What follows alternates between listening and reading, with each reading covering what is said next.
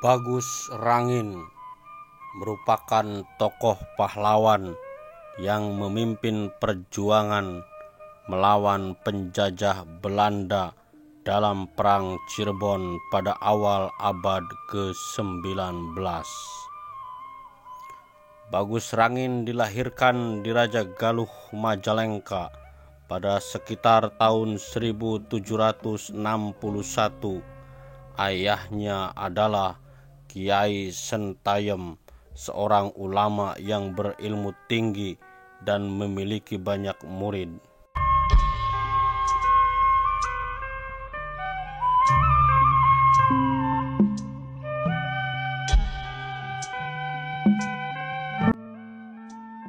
Assalamualaikum warahmatullahi wabarakatuh. Berjumpa lagi bersama Kang Odoy Channel.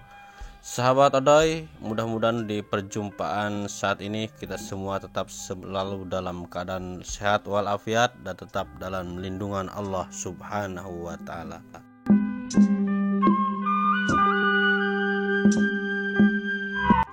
Sahabat, berikut kita akan menguak tentang sejarah Ki Bagus Rangin, seorang tokoh pahlawan pemimpin perjuangan dalam melawan penjajah Belanda dalam Perang Cirebon pada awal abad ke-19.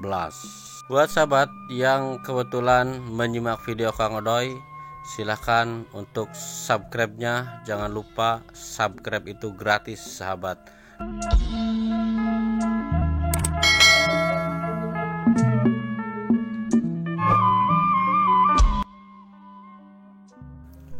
Bagus Rangin dilahirkan di Raja Galuh, Majalengka pada akhir tahun 1761. Ayahnya adalah Kiai Sentayem, seorang ulama yang berilmu tinggi dan memiliki banyak murid, termasuk Bagus Rangin dan saudara-saudaranya. Maka sejak kecil Bagus Rangin dididik dalam lingkungan yang religius. Bagus Rangin juga belajar ilmu umum serta ilmu bela diri. Selain kepada ayahnya, Bagus Rangin belajar agama terutama dalam bidang tarekat kepada seorang ulama Banten yang dijuluki Rama Banten.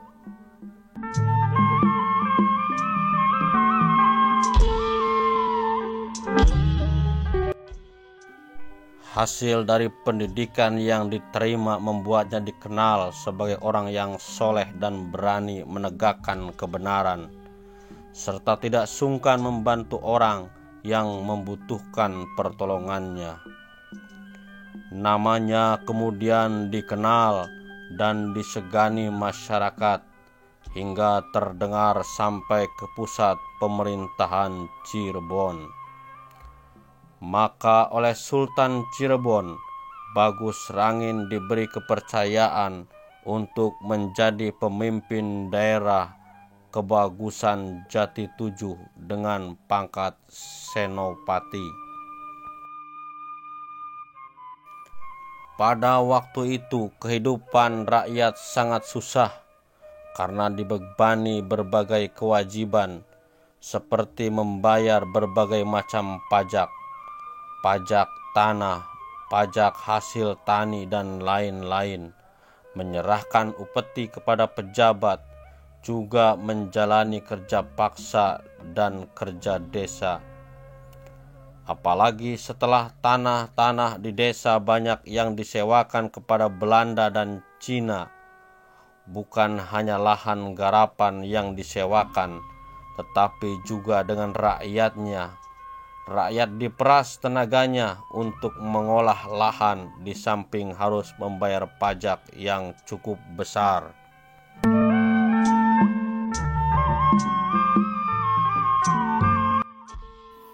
Kehidupan rakyat yang makin sengsara menimbulkan keinginan mereka untuk berontak. Maka dengan dipimpin oleh Bagus Rangin, rakyat Palimanan melakukan perlawanan terhadap Belanda serta kepala daerah yang menjadi antek Belanda. pasukan Bagus Rangin berjumlah sekitar 300 orang yang dibantu oleh adiknya Bagus Rit dari Jati 7. Dalam gerakan ini Bupati Palimanan Tumenggung Madenda, asisten Presiden Belanda, serta pembesar dan pasukannya, termasuk Tuan Tanah Cina, menjadi korban. Peristiwa ini terjadi pada tahun 1805 atau sekitar 1806. Gerakan Bagus Rangin didukung tokoh masyarakat dari berbagai daerah. Karena itu dalam perlawanan selanjutnya Bagus Rangin mendapat bantuan dari berbagai daerah lain, baik berupa tenaga, senjata maupun logistik.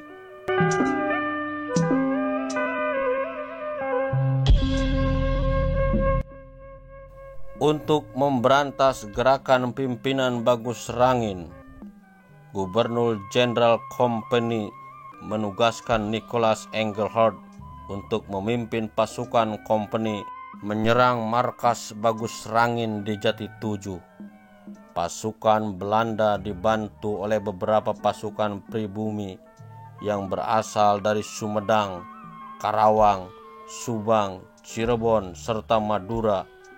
Pasukan Bagus Rangin sendiri mendapat bantuan dari beberapa daerah seperti Sumedang, Cirebon, Majalengka, Indramayu, dan Kuningan, hingga berjumlah 40.000 orang.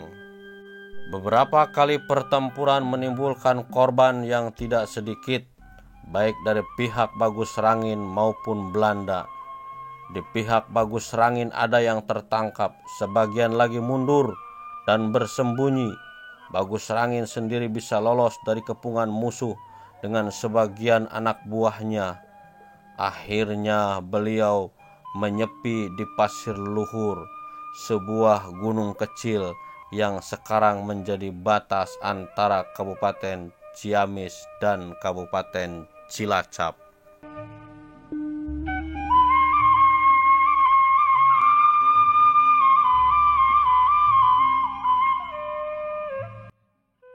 Di sana ia berpikir bahwa sasaran perjuangan harus diubah, tidak hanya mendukung Raja Kanoman Pangeran Surtawijaya untuk menjadi sultan, karena kedudukan sultan sangat tergantung kepada kebijakan pemerintahan Hindia Belanda. Raja Kanoman pernah dibuang ke Ambon oleh Belanda pada tahun 1802. Setelah dibebaskan dan dijadikan sultan di Cirebon pada tahun 1808, 2 tahun kemudian dipecat oleh Gubernur Jenderal Herman Willem Daendels karena sikap dan tindakan Raja Kanoman dianggap melawan pemerintah kolonial. Bagus Rangin beranggapan bahwa sebisa mungkin harus berdiri negara sendiri. Negara tersebut dinamai Panca Tengah dengan pusatnya di Bantar Jati pinggir Sungai Cimanuk, tidak jauh dari Jati 7. Ia meyakinkan bahwa dengan hadirnya negara sendiri tidak akan ada kerja paksa dan pungutan paksa. Pada tahun 1810, pihak kolonial mengirim pasukan yang dibantu oleh pasukan dari beberapa kabupaten untuk menumpas Bagus Rangin di Bantar Jati. Maka terjadi perang yang menyebabkan banyak pasukan tewas dari pihak Bagus Rangin. Bagus Rangin dan anak buahnya terdesak hingga terpaksa mundur menuju desa Panongan. Pada tahun berikutnya, wilayah Nusantara berada di bawah kekuasaan Inggris yang wakil oleh Letnan Gubernur Jenderal T.S. Raffles. Bagus Rangin beranggapan bahwa pemerintahan Raffles pasti tidak akan berbeda dengan penjajah sebelumnya, maka ia pun tetap mengumpulkan kekuatan untuk meneruskan perjuangannya. Pada 16 sampai 25 Februari tahun 1812, pecah lagi perang di Bantarjati karena pasukan dan senjata yang tidak seimbang. Kekalahan pun berada di pihak Bagus Rangin. Mereka terdesak mundur sampai di daerah Panongan. Di sanalah akhirnya Bagus Rangin tertangkap pada tanggal 27 Juni tahun 1812. Beliau gugur setelah dijatuhi hukuman mati. Pasukan yang meneruskan perjuangannya muncul lagi pada tahun 1816 yang dipimpin oleh Bagus Jabin, keponakannya Bagus Rangin.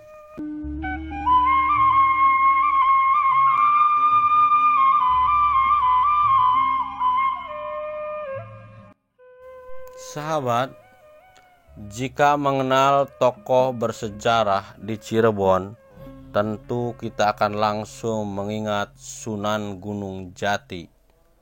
Namun tidak dengan Ki Bagus Rangin, karena masih sangat sedikit yang mengenal sosok beliau sebagai seorang pahlawan.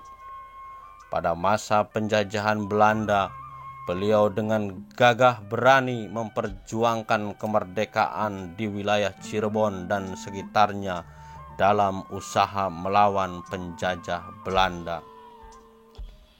Padahal kisah heroik mampu menginspirasi para rakyat dalam melawan penjajah. Ki Bagus Rangin merupakan tokoh yang melawan penjajah selama 7 tahun dan hingga saat ini belum diketahui jejak makamnya karena dulu ditutupi pihak Belanda. Walaupun jejak makamnya menghilang, bukan berarti keharuman nama beliau sebagai pejuang tak layak dijadikan pahlawan nasional. Saat itu muncul wacana bahwa beliau akan diusulkan menjadi pahlawan nasional seperti Pangeran Diponegoro dan berbagai pahlawan lainnya. Sosok beliau belum banyak yang mengenalnya, namun jasanya dalam melawan penjajah sangat besar. Berikut ulasan lengkapnya mengenai Ki Bagus Rangin, salah satu tokoh yang diusulkan menjadi pahlawan nasional.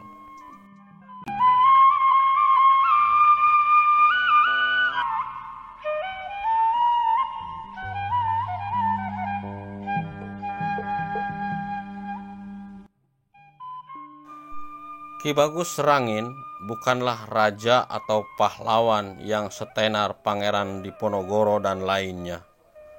Perjuangannya sangat luas dalam melawan penjajah, mulai dari Cirebon, Majalengka, Indramayu, Kuningan, Subang, Sumedang, hingga Karawang. Lebih dari 40.000 dukungan rakyat berada di belakang beliau mengikuti pergerakan melawan penjajah. Akibat perlawanan yang dipimpin Ki Bagus Rangin, Belanda menderita kerugian yang besar. Bahkan Belanda sampai meminta bantuan pasukan di Banda Aceh dan Portugis untuk melawan pergerakan Ki Bagus Rangin. Menurut catatan sejarah, Ki Bagus Rangin memimpin pertempuran dengan Belanda selama 7 tahun. Namun kuburannya sampai saat ini belum jelas di mana letaknya. Namun beberapa sumber ada yang mengatakan bahwa setelah melakukan perang besar di daerah Kedondong, Susukan, Ki Bagus Rangin berhasil ditangkap Belanda dan dihukum mati dengan hukum penggal.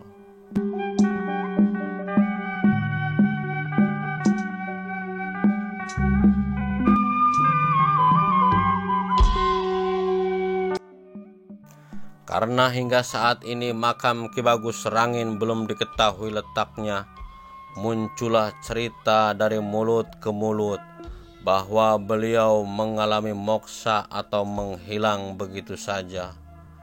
Hal ini dituturkan pula oleh Opan Raffan dalam seminar nasional pengusulan Bagus Rangin di Kabupaten Majalengka. Walaupun makamnya belum diketahui hingga sekarang, namun heroisme beliau mampu menginspirasi banyak perjuangan lainnya dalam melawan penjajah, sehingga pantas jika beliau diusulkan menjadi pahlawan nasional.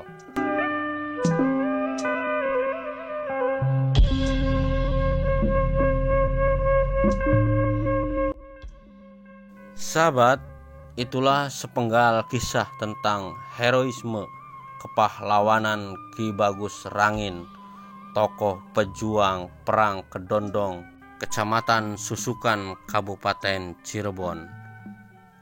Mudah-mudahan bermanfaat kisah ini sahabat, untuk menginspirasi kita sebagai penerus bangsa agar tetap mengingat jasa-jasa para pejuang kita yang telah meninggalkan. Jangan lupakan sejarah.